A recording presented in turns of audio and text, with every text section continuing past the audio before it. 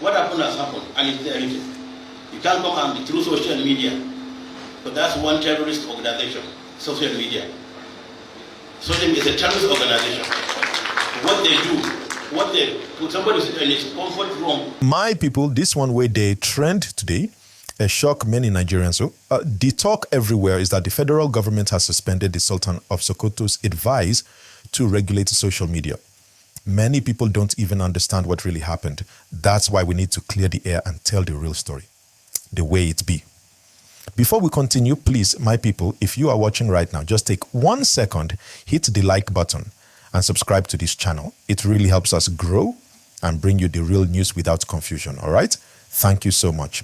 Now let's go deep into this matter. So the whole thing started when the Sultan of Sokoto, His Eminence Alhaji Saad Abubakar III, spoke out during a gathering with northern leaders and clerics. He said something very important, that the government should find a way to control or regulate social media because of how people use it to spread fake stories, insults, and even things that can cause trouble in the country. He was talking about peace, unity, and the dangers of false information. You know how fast stories fly online these days.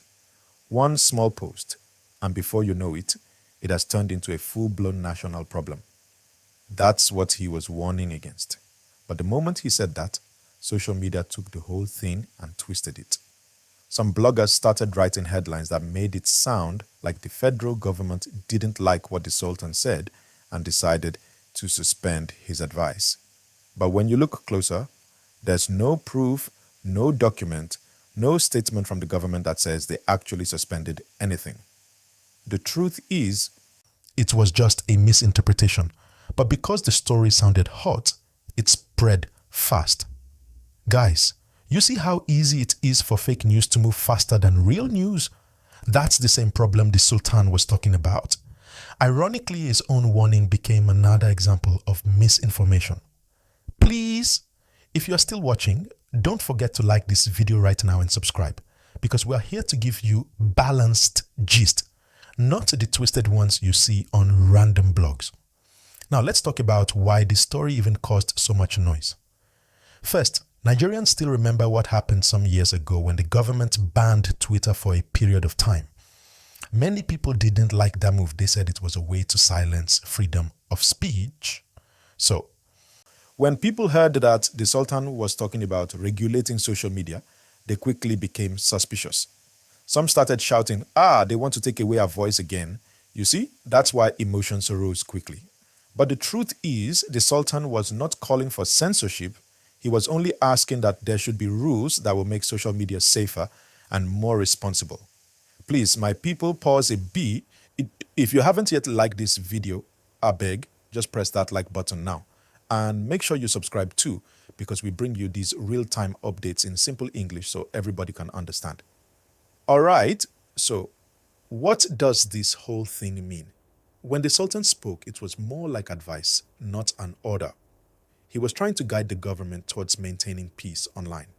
But some individuals took it too far, saying the federal government didn't agree with him and even suspended his advice. But we checked, and nothing like that came officially from the presidency or from any government office. There's no circular, no press release, no ministerial announcement. So where did the suspension come from? From social media, from exaggeration, from people who just want attention online. You see, my people, this is exactly what Nigeria needs to fix, the way stories spread. Before you even confirm something, it's already trending on WhatsApp and TikTok. Some people don't even read beyond the headlines. And when they see a headline that says, federal government suspends Sultan of Sokoto's advice, they don't even open the post to read inside. They just forward it to 10 other people. That's how confusion grows. And that's why this conversation about regulating social media is both sensitive and important. Some say, yes, regulation is needed because too many people use social media to spread lies and hate. Others say, no, regulation can be dangerous because politicians might use it to silence the citizens. Both sides have a point. So what's needed is balance. Laws that will stop fake news but still allow people to speak freely and express their opinions. Now, let's go back to the Sultan for a moment. This man has been known for many years as a voice of peace. He is one of the most respected traditional and religious leaders in Nigeria. When he talks, people listen, both Muslims and Christians, north and south. He has spoken in the past about insecurity, about peace, about leadership, and about unity. So when he raised the topic of social media, it was not out of nowhere. He's been seeing the way people use the internet to spread wrong information and cause division. And he wanted the government to do something before it gets out of hand. But unfortunately, some people turned it into a political thing. They started making it sound like there's a fight between the Sultan and the federal government. There's no such fight. The government has not said anything negative against him. The president hasn't reacted publicly.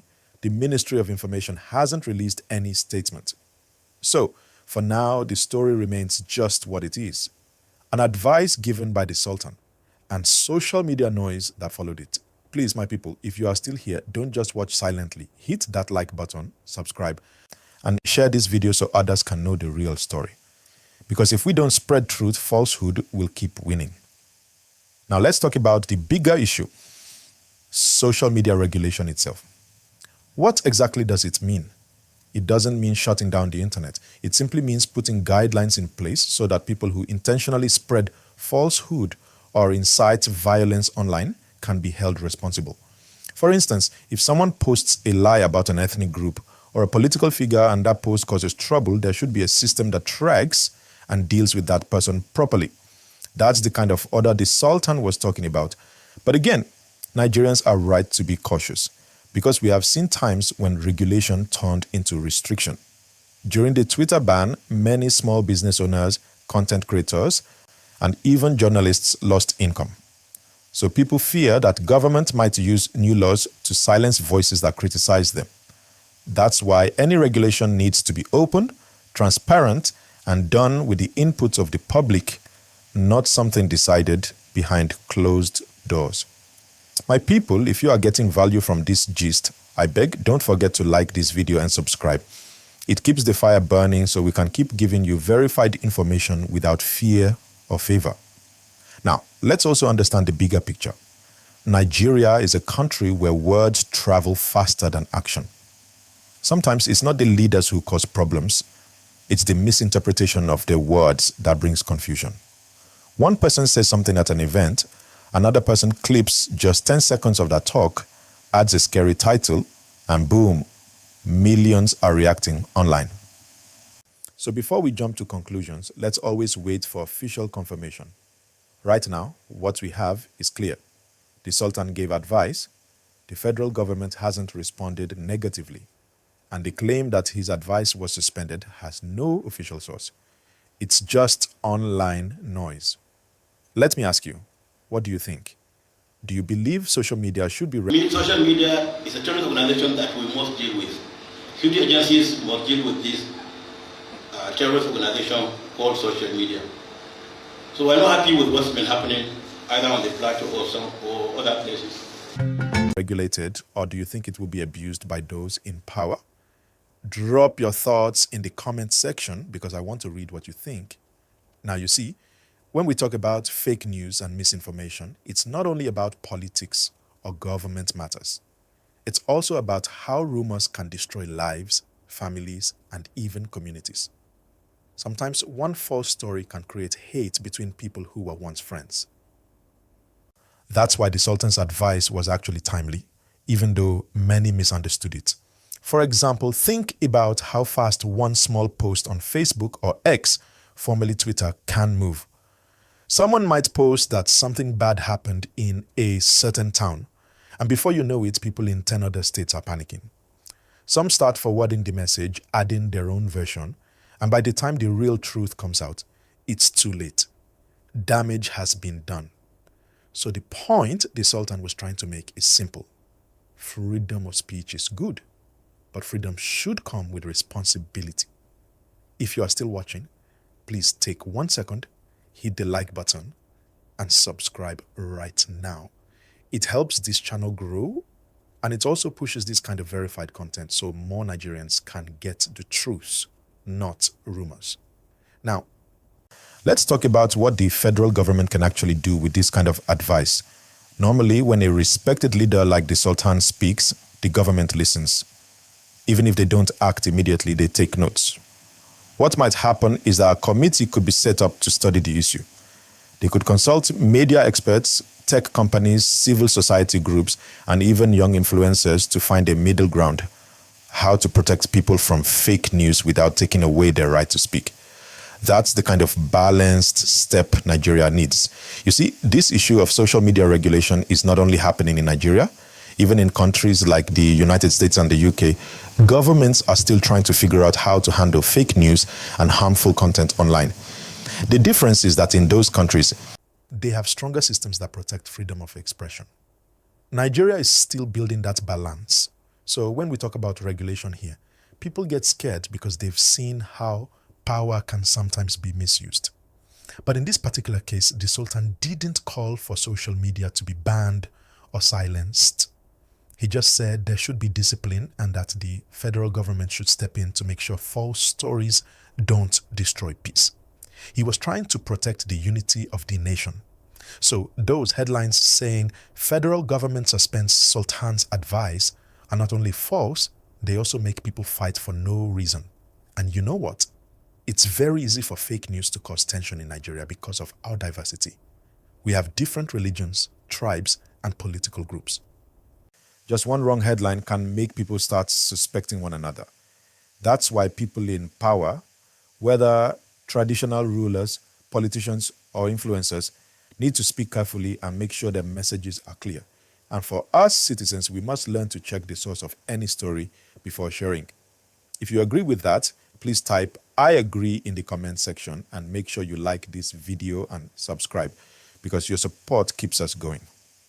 Now let's move to another interesting part, the psychology behind why people love fake news. Many times people don't even share lies because they want to deceive others. They share them because the story sounds emotional, dramatic, or shocking. It gives them a kind of excitement, like they discovered something special before everyone else. That's why fake news spreads faster than verified information. But we need to change that habit. We should be proud to share truth, not lies. Imagine how peaceful our online space will be if everyone first checks a story before sharing it. That's what the Sultan was talking about indirectly. Digital responsibility. The internet is powerful, but it must be used wisely. Let's also talk about the federal government's reaction, or should we say, the lack of it. So far, there has been silence from the presidency, from the information ministry, and from the communication agencies. That silence actually shows that there's no fight. If there was any suspension or official rejection of the Sultan's statement, you would have seen press conferences or official documents already. But there's nothing like that. So, my people, it's safe to say that the news of suspension is false. This is why I always say, my people, that not every headline you see online is true. Sometimes people twist titles just to get views. That's why you need to follow platforms that value facts over noise. And speaking of that, if you've not liked this video yet, please do it now. And make sure you subscribe so you can keep getting calm, truthful news like this every day. Now, if we look deeply, you'll see that this story teaches us a bigger lesson about Nigeria today. It shows how much power the media, especially social media, now has. It can shape how people think. It can even influence government actions. That's why both leaders and citizens must handle it wisely. The Sultan's call for regulation shouldn't be seen as an attack on freedom. It should be seen as a warning that freedom without control can lead to chaos. You know, sometimes people forget that free speech comes with responsibility. You can't just post anything that comes to your mind. Words have consequences. One tweet can lead to a fight. One like can destroy a person's reputation forever. So, this is a moment for Nigerians to reflect. How do we use our phones? Are we spreading peace or spreading panic? If you're still watching up to this point, thank you so much. You're the reason we do this. Please like this video right now, subscribe, and share it with someone who always falls for fake headlines. Let's help them know the truth. Now let's look at what might happen next. The federal government might choose to respond later, especially if more traditional and religious leaders join this conversation. They might set up a national forum to discuss the right way to handle online regulation. If they do it the right way, it can help Nigeria reduce fake news while keeping people's voices free. But if they rush it or do it secretly, people will resist it again. So transparency is the key. Also, I want you to notice something. This story is not really about the Sultan alone. It's about how Nigerians interpret news. The misunderstanding shows that we need more digital education. People should be taught how to verify stories. Schools should even start teaching digital literacy so young people will learn early that not everything online is true. And that's why channels like this exist, to bring real gist, but in a calm and clear way so that everyone can understand without confusion.